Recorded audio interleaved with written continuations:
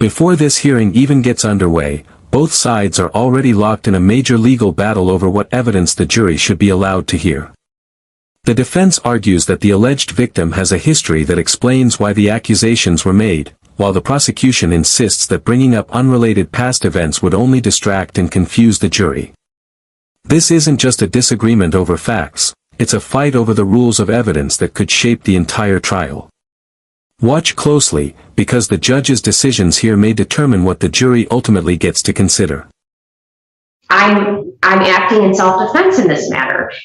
Also, that's not going to come in because he's asserting other acts, evidence of deception, lie, self-harm, threat, blackmail, false claims.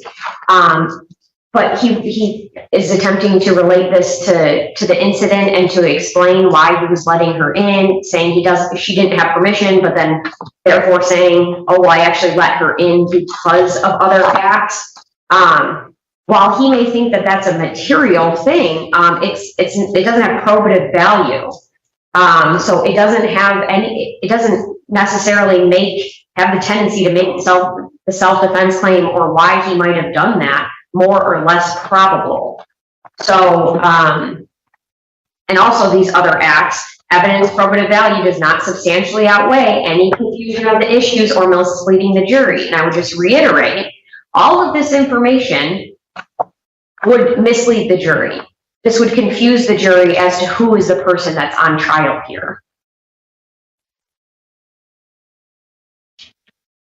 It's this evidence that I've proffered is probative to establishing to essentially affirm or confirm the position my client had taken for 8 months or so, which is to not seek her out, to not go and do anything with her of his own choosing, other than to respond and try to be helpful.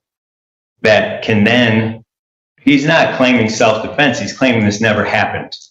But there's a reason why these allegations have come up, because it's part of this common scheme of, again, almost in a session with my client that is even talked about in some of these messages where she won't leave him alone. And there was one thing I heard from the prosecution that I don't know anything about is she said she's got 404B evidence, and I have not received any notice of that, so I'm not sure what that is, but if she's got her own kind of 404B. At this stage, the discussion shifts from the evidence itself to whether both sides have properly shared information before trial. The defense questions whether the prosecution has provided timely notice of additional evidence, while the prosecutor responds that discovery has already been discussed and that any formal notice will be filed within the required deadline. These procedural disputes may sound technical, but they are important because courts expect both sides to avoid surprises and give each other a fair opportunity to prepare. Every filing and deadline can influence how a case unfolds. The notice, I have to give 14 days before trial, not before jury selection, not before final settlement conferences. That's fine. I'm not trying to disparage character. I'm just saying I haven't seen anything yet. 404B 1 or 2 says a 14-day notice before trial. If trial's not going to happen for more than 14 days, I'm fine with that. But I'm just saying, I have not said anything about impugning character. And some of these, yeah, I have not received a written 404B notice. That's all I'm saying. But those in part are based on police reports. All recorded statements. Yes, Your Honor. And has defense received those, or? Yes, I do believe he has. He can correct me if I'm wrong, but if he has not received all of those, then I don't know what you mean by all. I have 2 police reports for these 2 cases. I received the first one after a case was filed. I received the second one after the case was filed, which I would add, I didn't even know there was a second file being opened until after I called and found out there was a warrant. So I don't know exactly what you're referring to, but if there is a specific email, I'm happy to look back at that. I never like to play, I don't play games. I just like to know what the details are. And in fairness, I try to do everything I can to keep everything above board.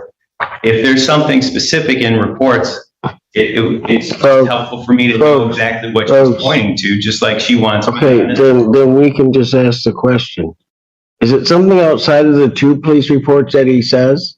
Not at this time, Your Honor. And as for he didn't know there were new charges, if you recall a bench conference at our last meeting, I actually asked to adjourn because we were going to review something for pending charges. Mr. Feifelsky was standing right next to me when I told the court that. So as for games, I too do not play them.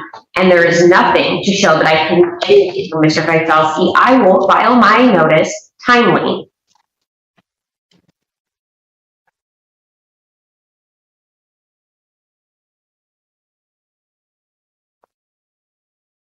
Anything else, Mr. Feifelsky? Not on that issue, Judge.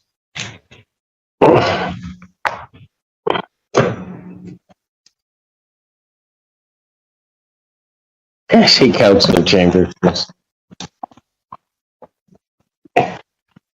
Hey. Quite an eventful morning, right? As is all my morning. The focus now changes dramatically from evidence to bond. Defense counsel asks the court to reduce the defendant's bond, pointing to personal circumstances including employment concerns, family responsibilities, and promises to comply with future court orders. The prosecution, however, argues that the seriousness of the allegations and the defendant's alleged conduct while in custody outweigh those considerations. This is a critical moment because the judge must decide whether public safety and the integrity of the judicial process require the defendant to remain in custody while the case continues. Bond be set on these matters. I believe on the PPO matter, not in this court, there's $100,000 bond already set, but I would just ask the court to please consider a reasonable bond on these 4 matters.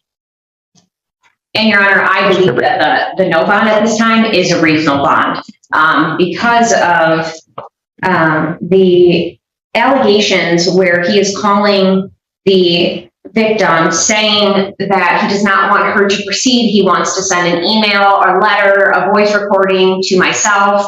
It's my understanding through all of her recordings and texts and things I've received from the Federal Defense Counsel that she is now recanting and no longer wanting to proceed. It is not her that is proceeding on this case. It is the people of the state of Michigan, and we will continue to proceed with this case regardless if she is present or not. So that is something the defendant needs to understand. There is nothing that the victim can do at this point to stop the proceeding of this case.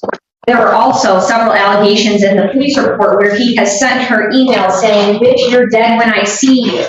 I'm going to blow your brains out as soon as you walk in the door, bitch. I'm going to be right there in court, bitch. That's my last time seeing you. I'm going to kill you right there. You deserve your ass beat. I will fucking murder your stupid ass, bitch." Those are in the allegations in the police report. I also have the recordings of the jail call where he stated, "When I get out, I am beating your ass." There are numerous times where he says, "Please call the prosecutor, write a letter to the court." Numerous times telling her, "I didn't do this. I can't believe you told them about this home invasion. I didn't break in your house. The door was unlocked." He is a danger not only to this victim, I believe to society. These charges are extremely serious. I believe he needs to be in custody because I don't think any other measures would protect this victim and or the community. Your Honor, I stand by my original argument. With reference to the bond in this case, the court has heard the numerous The judge ultimately denies the request for a bond reduction, concluding that the allegations presented raise significant concerns about community safety and compliance with court orders. It's important to remember that these are allegations discussed during court proceedings, and the criminal case itself has not yet reached a final verdict. The defendant will still have the opportunity to challenge the evidence as the case moves forward. What do you think? Did the judge make the right decision based on the information presented during this hearing, or should bond have been reconsidered? Share your thoughts in the comments below. If you enjoy detailed courtroom breakdowns like this, be sure to like this video, subscribe to the channel, and turn on notifications so you don't miss our next courtroom analysis.